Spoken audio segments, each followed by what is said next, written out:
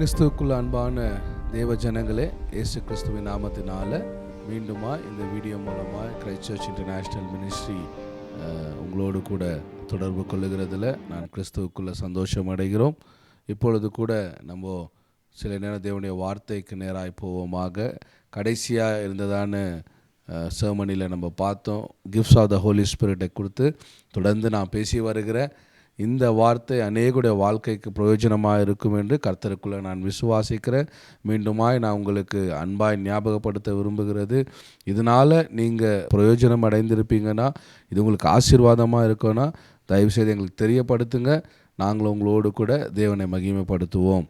இப்பொழுது கூட அந்நிய பாஷை என்றதான வரத்தை குறித்து சில நேரம் நம்ம தேவ வார்த்தையிலிருந்து நம்ம ஆராய்ந்து பார்க்க போகிறோம். ஏன்னா அந்நிய பாஷை என்பது ஒரு கிறிஸ்துவர்களுக்கு மிக முக்கியமான ஒரு பலன் உள்ளதாக இருக்கிறது. நிறைய பேருக்கு இன்றைக்கி அந்நிய பாஷை புரிந்து கொள்ளாததுனால அதில் இருக்கிற பெனிஃபிட்ஸ் அவங்க என்ன பண்ணுறதில்ல, பெற்றுக்கொள்வது கிடையாது. அந்நிய பாஷை என்று சொல்லும்போது முதலாவது நம்ம வேதத்திலேருந்து பார்க்கலாம். 1 கொரிந்தியர் புஸ்தகம் 14வது அதிகாரம் 1ஆம் வசனத்திலிருந்து உங்களுக்காக நான் வாசிக்கிறேன். அன்பை நாடுங்கள், ஞான வரங்களையும் விரும்புங்கள், விசேஷமாய் தீர்க்கதரிசன வரத்தை விரும்புங்கள். ஏனெனில் அந்நிய பாஷையிலே பேசுகிறவன் ஆவியினாலே இரகசியங்களை பேசினாலும் அவன் பேசுகிறதை ஒருவனும் அறியாதிருக்கிறபடியினாலே அவன் மனுஷனிடத்தில் பேசாமல் தேவனிடத்தில் பேசுகிறான். 3ஆம் வசனம், தீர்க்கதரிசனம் சொல்லுகிறவனோ மனுஷருக்கு பக்தி விருத்தியும் புத்தியும் ஆறுதலும் உண்டாகத்தக்கதாக பேசுகிறான். 4ஆம் வசனம், அந்நிய பாஷையிலே பேசுகிறவன் தனக்கே பக்தி விருத்தி உண்டாக பேசுகிறான். தீர்க்கதரிசனம் சொல்லுகிறவனோ சபைக்கு பக்தி விருத்தி உண்டாக பேசுகிறான். 5ஆம் வசனம், நீங்கள் எல்லோரும் அந்நிய பாஷையிலே பேசும்படி விரும்புகிறேன். அப்போஸ்தலனாகிய பவுல் கொரிந்திய புஸ்தகத்தில் எழுதும்போது சொல்கிறாரு, நீங்கள் எல்லோரும் அந்நிய பாஷையிலே பேசும்படி விரும்புகிறேன். ஸோ அந்நிய பாஷை என்று சொல்லும்போது இன்றைக்கி நிறைய பேருக்கு அது என்னவாக இருக்குது, அது புரிந்து கொள்ளாத ஒரு விஷயமாய் காணப்படுகிறது. இன்னும் நிறைய பேர் அந்நிய பாஷைன்னு சொல்லும்போது அதை இன்னும் பெற்றுக்கொள்ளாமல் இருக்கிறாங்க. ஆனால் ஆண்டவராகிய இயேசு கிறிஸ்து மரித்து 3ஆவது நாள் உயிரோடு எழுந்து தன்னுடைய சீஷர்களோடு கூட என்ன பண்ணார், 40 நாள் வாசம் பண்ணினார், தங்கியிருந்தார். அப்போ அவருடைய சீஷர்களுக்கு சொன்னதாவது, அப்போஸ்தலர் 1ஆம் அதிகாரத்தில் நீங்கள் பார்ப்பீங்கன்னா 1ஆம் அதிகாரம் 4ஆம் வசனம் சொல்லுகிறது. நான் உங்களுக்காக அந்த வசனத்தை வாசிக்க விரும்புகிறேன். அப்போஸ்தலர் புஸ்தகத்திலிருந்து 1ஆவது அதிகாரம் 4ஆவது வசனம். அன்றியும் அவர் அவர்களுடனே கூட வந்திருக்கும்போது அவர்களை நோக்கி, யோவான் ஜலத்தினாலே ஞானஸ்தானம் கொடுத்தான், நீங்கள் சில நாளுக்குள்ளே பரிசுத்த ஆவியினாலே ஞானஸ்தானம் பெறுவீர்கள். அடுத்த 5ஆம் வசனம் சொல்கிறது, ஆகையால் நீங்கள் எருசலேமை விட்டு போகாமல் என்னிடத்தில் கேள்விப்பட்ட பிதாவின் வாக்குத்தத்தம் நிறைவேற காத்திருங்கள் என்று கட்டளையிட்டார். அப்போ பரிசுத்த ஆவியானுடைய அபிஷேகம் இல்லை பரிசுத்த ஆவியின் ஞானஸ்தானம்னு சொல்லும்போது அது முதலாவது பிதாவின் வாக்குத்தத்தம், ஆண்டவர் தன்னுடைய சபைக்கு கொடுக்கிறதான ப்ராமிஸ். ஸோ இன்றைக்கி அந்நிய பாஷை ஒரு கஷ்டமான விஷயம் இல்லை. It is a promise from the father to the search. சபைக்கு பிதா கொடுத்ததான ஒரு ப்ராமிஸ், அது ஒரு கிஃப்டாக இருக்கிறது. இப்போ நான் தொடர்ந்து நம்ம பரிசுத்த ஆவியானவரை குறித்து பார்த்து வந்தோம். இப்போ பரிசுத்த ஆவியானவர் கொடுக்குற வரங்களை குறித்து நான் உங்களோட கூட பேசுகிறேன். இப்போ பரிசுத்த ஆவியானவர் கொடுக்குற வரங்களுடைய முதல் விஷயத்தை நான் உங்களுக்கு தொடங்க விரும்புகிறது அந்நிய பாஷை. அந்நிய பாஷைன்னு சொல்லும்போது அதை 3 விதமாக பிரிக்கலாம். முதலாவது the general speaking of tongues, பொதுவாக எல்லாரும் பேசக்கூடியதான அந்நிய பாஷை. அடுத்து the gift of the tongues, அந்நிய பாஷையின் வரம். அடுத்து அந்நிய பாஷையின் ஊழியம். அப்போது 3 வகையாக இதை பார்க்கலாம். முதலாவது general speaking of tongues, second one is gift of speaking in tongues, the third one ministry of speaking in tongues. அப்போ இதை 3 வகையாக பார்க்கலாம். நான் இன்றைக்கி உங்களோடு பேச வர முதல் விஷயம் என்னன்னாக்கா the general speaking of tongues. எப்படி இன்றைக்கி 1 கொரிந்தியர் 12ஆம் அதிகாரத்தில் நீங்கள் எடுத்துக்கிட்டிங்கன்னா அந்த அதிகாரத்தை நீங்கள் பார்ப்பீங்க 9 வரங்கள். அந்த 9 வரங்களில் ஒரு வரம் சொன்னது அந்நிய பாஷை. இன்னொரு வரத்தை கொடுத்து பார்க்கும்போது விசுவாசம்னு சொல்லுது. அப்போ விசுவாசம் அந்த இடத்துல சொல்லப்படுற விசுவாசத்தின் வரம் ஜென்ரல் ஃபெய்த் இல்லை, அது கிஃப்ட் ஆஃப் ஃபெய்த், அதே போல தான் ஜென்ரல் ஸ்பீக்கிங் இன் டங்ஸ் ஒன்று இருக்குது, gift of speaking in tongues ஒன்று இருக்குது. அதோடைய வித்தியாசம் என்னன்னு வர சீரீஸ் நான் உங்களோடு பேசுகிறேன். முதலாவது ஜென்ரல் ஸ்பீக்கிங் இன் டங்ஸ் அப்படின்னும் போது சபைக்கு பிதாவான தேவன் வாக்கு பண்ணின பரிசுத்த ஆவியானவரும் அந்நிய பாஷையும், அது அனைவருக்கும் சொந்தம். அதுதான் 2ஆம் அதிகாரத்தில் நம்ம பார்க்குறோம். அப்போஸ்தலர் 2ஆம் அதிகாரம் தொடர்ந்து 1 8 வரைக்கும் நீங்கள் வாசிப்பீங்கன்னா 120 பேர் என்ன பண்ணுறாங்க, மேல் வீட்டு அறையில் காத்து கொண்டு இருக்கிறாங்க. சடதியாய் காற்று வீசுகிற முழக்கம் போல் அவங்க மேலே என்ன ஆகுது, அந்த காற்று வீசப்படுகிறது. வாசிக்கிறேன் உங்களுக்காக. அப்போஸ்தலர் 2ஆம் அதிகாரம் 2ஆம் வசனம். அப்பொழுது பலத்த காற்று அடிக்கிற முழக்கம் போல வானத்திலிருந்து சடதியாய் ஒரு முழக்கம் உண்டாகி அவர்கள் உட்கார்ந்திருந்த வீடு முழுவதையும் நிரப்பிற்று. அல்லாமலும் அக்கினிமயமான நாவுகளைப் போல பிரிந்திருக்கும் நாவுகள் அவர்களுக்கு காணப்பட்டு அவர்கள் ஒவ்வொரு மேலும் வந்து அமர்ந்தது. அவர்கள் எல்லோரும் பரிசுத்த ஆவியினாலே நிரப்பப்பட்டு they all filled with the Holy Spirit. அவர்கள் எல்லாரும் பரிசுத்த ஆவியினால் என்னானாங்க, நிரப்பப்பட்டாங்க. when they are in one mind and one accord and one faith, the Holy Spirit came in the upper room. மேல் வீட்டறையில் பரிசுத்த ஆவியானவர் இறங்கி அவங்க மேலே நிரப்பினார்.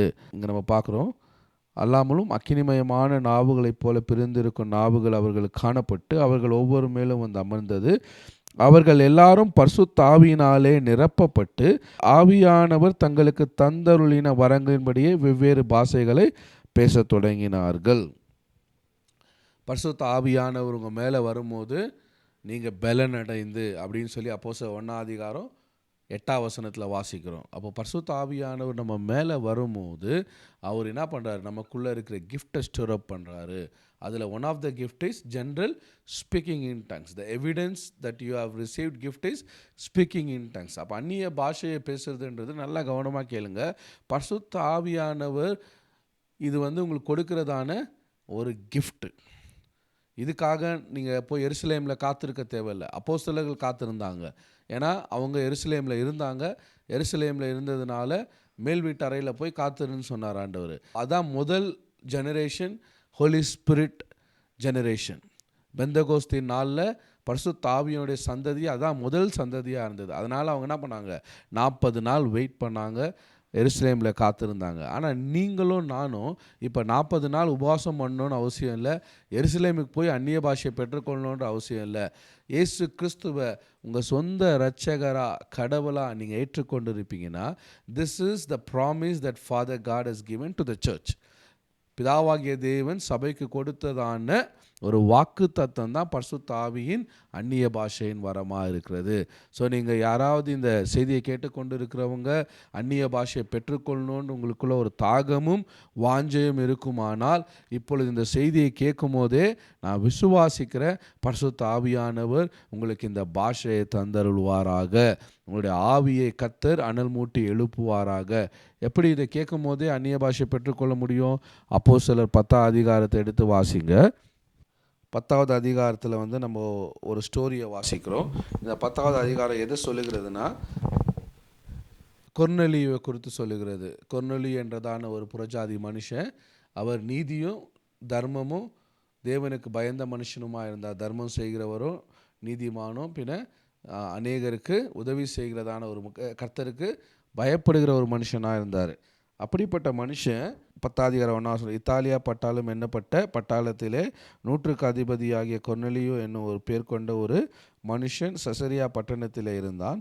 அவன் தேவ பக்தியுள்ளவனும் தன் வீட்டார் அனைவரோடும் தேவனுக்கு பயந்தவனுமாயிருந்து ஜனங்களுக்கு மிகுந்த தான தர்மங்களை செய்து எப்பொழுதும் தேவனை நோக்கி ஜெபம் பண்ணி கொண்டிருந்தான். பகலில் ஏறக்குறைய 9ஆம் மணி நேரத்திலே தேவனுடைய தூதன் தன்னிடத்தில் வரவும் கொர்நேலியுவே என்று அழைக்கவும் பிரத்யட்சமாய் தரிசனம் கண்டு அவனை உற்று பார்த்து பயந்து, ஆண்டவரே என்ன என்றான். அப்பொழுது அவன், உன் ஜபங்களும் உன் தான தர்மங்களும் தேவனுக்கு நினைப்பூட்டுதலாக அவர் சந்நிதியில் வந்தெட்டிருக்கிறது. இப்பொழுது நீ யோப்பா பட்டணத்துக்கு மனுஷரை அனுப்பி பேதுரு என்று பேர் கொண்ட சீமோனை அழைப்பி அவன் தோல் பதிவுடையவனாகிய சீமோன் என்னும் ஒருவனிடத்திலே தங்கியிருக்கிறான். அவனுடைய வீடு. இதை குறித்து நம்ம தொடர்ந்து வாசிப்போம்னா, ஒரு தூதன் கொர்நேலியு கிட்ட சொல்கிறாரு, பேதுருவை நீ என்ன பண்ணுவோம் வீட்டுக்கு கூப்பிடு. கவனமாக பாருங்கள், கொர்நேலியுடைய ஜெபம் கேட்கப்பட்டது, தான தர்மங்கள் கேட்கப்பட்டது. ஆனாலும் அந்த இடத்துல தூதன் வந்து என்ன பண்ணுறாரு, பேதுருவை போய் நீ கூப்பிடுன்னு சொல்கிறாரு. எதுக்காக? தூதன் தூதன் கூட இந்த பூமியில் என்ன பண்ண முடியாது, இயேசு கிறிஸ்துவுடைய ரட்சிப்பை பிரசங்கிக்க முடியாது. அந்த ஸ்லாக்கியத்தை, அந்த பாக்கியத்தை தேவன் மனுஷனிடத்தில் கொடுத்துருக்கிறாரு. இன்றைக்கி நீங்கள் இயேசு கிறிஸ்துவை சொந்த ரட்சகராக ஏற்றுக்கொண்டு ஒரு விசுவாசியாக இருப்பீங்கன்னா, ஆண்டவர் உங்கள் மேலே அந்த ஒரு பாரத்தை வைத்திருக்கிறாரு, ஒரு கடமையை வைத்திருக்கிறாரு. ஏன்? சுவிசேஷத்தை பிரசங்கிப்பது என் மேல் விழுந்த கடமைன்னு சொல்கிறார். என்னுடைய கடமை, அது என்னுடைய ரைட்ஸ் என்றார் பவுல். அப்போது இன்றைக்கி சுவிசேஷத்தை சொல்கிறதுக்கு ஆண்டவர் தூதனை அனுப்புறதில்லை. சுவிசேஷத்தை சொல்கிறதுக்கு இயேசுவை ஏற்றுக்கொண்டதான அவருடைய பிள்ளைகளை தான் ஆண்டவர் சார்ந்திருக்கிறாரு. அதனால தான் இங்கே சொல்கிறாரு, உன் தான தர்மங்கள் நல்லது, உன்னுடைய ஜெபம் நல்லது, ஆனால் நீ பரலோகம் போனோன்னா உனக்காக சிந்தப்பட்ட இயேசு கிறிஸ்துவின் ரத்தம், இயேசுவை நீ அறிந்து கொள்வது தான் நித்திய ஜீவன். அதை பிரசங்கம் பண்ணுறதுக்கு யார் வரணும்? பேதுரு தான் வரணும். அதுக்காக தான் பேதுரு என்ன பண்ணுறாரு, போய் பாருன்னு சொல்லி தூதன் வந்து கொர்நேலியுக்கு சொல்கிறாரு. அப்போது கொர்நேலியு என்ன பண்ணுறாரு, தன்னுடைய வேலையாட்களை அனுப்பி பேதுருவை கொர்நேலியு வீட்டுக்கு அழைத்து வராங்க. வந்த பிறகு என்ன நடக்குது, 10ஆம் அதிகாரத்தில் நம்ம வாசிக்கிறோம், 37ஆம் வசனத்திலேருந்து. யோவான் ஞானஸ்தானத்தை குறித்து பிரசங்கித்த பின்பு கலிலேயா நாடு முதற்கொண்டு யூதேயா தேசமெங்கும் நடந்த சங்கதி இதுவே. இவர் பேதுரு பிரசங்கம் பண்ண ஆரம்பிக்கிறார். என்னன்னு, நசேனாகிய இயேசுவை தேவன் பரிசுத்த ஆவியினாலும் வல்லமையினாலும் அபிஷேகம் பண்ணினார். தேவன் அவரோடு கூட இருந்தபடியினாலே அவர் நன்மை செய்கிறவராயும் பிசாசின் வல்லமையில் அகப்பட்ட யாவரையும் குணமாக்குவராயும் சுற்றித்திருந்தார். இந்த இடத்துல பேதுரு வந்து இயேசு கிறிஸ்துவை குறித்து கொர்நேலியு வீட்டுக்கு பிரசங்கம் பண்ணுறாரு. இப்படி பிரசங்கம் பண்ணி கொண்டே இருக்கும்போது 43ஆம் வசனத்தை நீங்கள் வாசிப்பீங்கன்னா, அவரை விசுவாசிக்கிறவன் எவனோ அவன் அவருடைய நாமத்தினாலே பாவ மன்னிப்பை பெறுவான் என்று தீர்க்கதரிசிகள் எல்லாரும் அவரை குறித்து சாட்சி கொடுக்கிறார்கள் என்றான். இந்த வார்த்தைகளை பேதுரு பேசிக்கொண்டு இருக்கையிலே வசனத்தை கேட்டவர்கள் யாவர் மேலும் பரிசுத்த ஆவியானவர் இறங்கினார். இங்கே பார்க்குறோம், பேதுரு வந்து என்ன பண்ணல, கையை வைத்து ஜெபம் பண்ணல, ஒரு அபிஷேகத்துக்காக ஜெபம் பண்ணல. பேதுரு வந்து என்ன பண்ணுறாரு, இங்கே இயேசுவை பிரசங்கம் பண்ணி கொண்டு இருக்கிறாரு. இயேசு தான் உங்களுடைய ரட்சிப்புக்கான மூல காரணர். அவரை நீங்கள் விசுவாசிப்பீங்கன்னா நீங்கள் ரட்சிக்கப்படுவீங்க. ஏன்னா ரோமர் 10ஆம் அதிகாரத்தை சொல்லுகிறது, நீதி உண்டாக வாயினாலே அறிக்கை செய்யப்படும், ரட்சிப்பு உண்டாக வாயினாலே அறிக்கை செய்யப்படும். நம்ம எடுத்து வாசிக்கலாம். ரோமர் 10ஆம் அதிகாரம் 8ஆம் வசனத்தை நான் உங்களுக்காக வாசிக்கிறேன். 8லிருந்து 10ஆம் வசனம் வரைக்கும். Thank you Holy Spirit. இந்த வார்த்தை உனக்கு சமீபமாய் உன் வாயிலும் உன் இருதயத்திலும் இருக்கிறது என்றும் சொல்லுகிறது. இந்த வார்த்தை நாங்கள் பிரசங்கிக்கிற விசுவாசத்தின் வார்த்தையே. அப்போது விசுவாசம் எப்படி வருது? பிரசங்கம் பண்ணும்போது, இந்த வார்த்தையை கேட்கும் போது விசுவாசம் வருது. பேதுரு அவர்களுக்கு என்ன பண்ணுறாரு, வார்த்தையை பிரசங்கம் பண்ணுறாரு. அந்த வார்த்தையை கேட்டவர்களுக்குள்ளே என்ன வந்தது? விசுவாசம் உண்டானது. என்னவென்றால், கர்த்தராகிய இயேசுவை நீ உன் வாயினாலே அறிக்கையிட்டு தேவன் அவரை மரித்தோரிலிருந்து எழுப்பினார் என்று உன் இருதயத்திலே விசுவாசித்தால் ரட்சிக்கப்படுவாய். நீதி உண்டாக இருதயத்திலே விசுவாசிக்கப்படும், ரட்சிப்பு உண்டாக வாயினாலே அறிக்கை பண்ணப்படும். அப்போது இந்த இடத்துல நம்ம பார்க்குறோம், யார் ஒரு மனுஷன் தன் இருதயத்தில் விசுவாசிக்கிறாங்களோ அவங்க உடனே என்ன பண்ணுறாங்க, வாயினால் இயேசுவே என்று சொன்னாலே அவங்களுக்கு என்ன உண்டாகுது?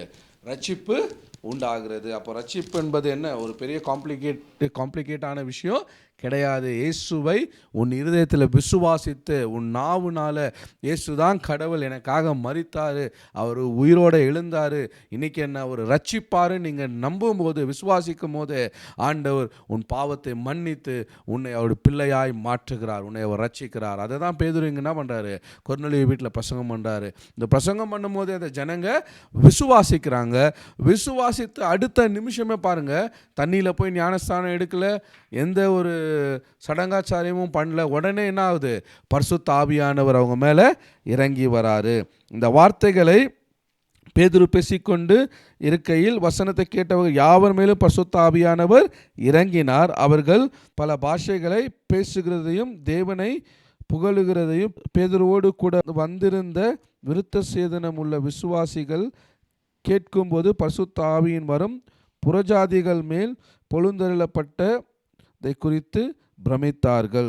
அப்பொழுது பேதுரு, நம்மை போல பரிசுத்த ஆவியை பெற்ற இவர்கள் ஞானஸ்தானம் பெறாதபடிக்கு எவனாகிலும் தண்ணீரை விலக்கலாமா என்று சொல்லி. இங்கே பாருங்க, இவங்களுக்கு தண்ணியில் முழுக்க ஞானஸ்தானமே எடுக்கல. இயேசுவை குறித்து கேள்விப்படுறாங்க, விசுவாசிக்கிறாங்க. உடனே அவங்க மேலே பரிசுத்த ஆவியானவர் வராரு, அவங்களுக்கு வரங்கள் கொடுக்கப்படுது, அந்நிய பாஷையினால் அவங்க பேசுகிறாங்க. அப்புறம் போய் தண்ணி ஞானஸ்தானத்தை எடுக்கிறாங்க. ஏன்னா அந்நிய பாஷை என்பது பிதாவின் வாக்கு தத்துவம். இதை பெற்றுக்கொள்றதுக்கான தகுதி என்பது என்ன?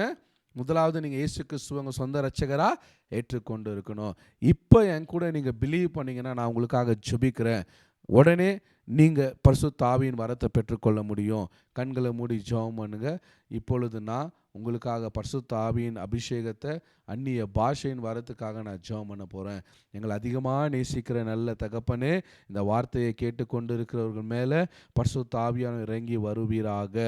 அப்போஸ்தலர் 1:8 சொன்னது போல பரிசுத்த ஆவி உன்மேல் வரும்போது நீங்கள் பலனடைந்து நீங்கள் எருசலேமிலும் யூதேயாவிலும் சமரியா உலக முழுவதும் எனக்கு சாட்சிகளாக இருப்பீங்க என்று சொன்னீங்களே, அப்படியே பரிசுத்த ஆவியானவரே இப்பொழுதே உம்மை ஏற்றுக்கொண்டு விசுவாசத்தோடு கேட்குற உம்முடைய பிள்ளைகள் மேலே நீங்கள் இறங்கி வாங்கப்பா.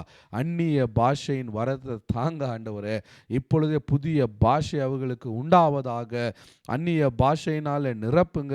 எப்படி பேதுரு கொர்நேலியு வீட்டில் உம்முடைய வார்த்தையை பிரசங்கம் பண்ணி கொண்டு இருக்கும்போதே பரிசுத்த ஆவியானவர் அவங்க மேல் இறங்கி வந்து அவர்களுக்கு புதிய பாஷையை கொடுத்தீரோ, அப்படியே இந்த வார்த்தையை கேட்கிறதான நம்முடைய பிள்ளைகள் மேலே பரிசுத்த ஆவியானவர் இறங்குவீராக. அந்நிய பாஷையினால் நிரப்புவீராக.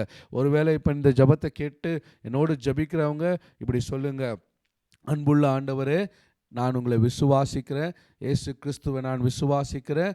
இப்பொழுதும் பிதா எனக்கு கொடுத்த பரிசுத்த ஆவியானவரை நான் விசுவாசிக்கிறேன்.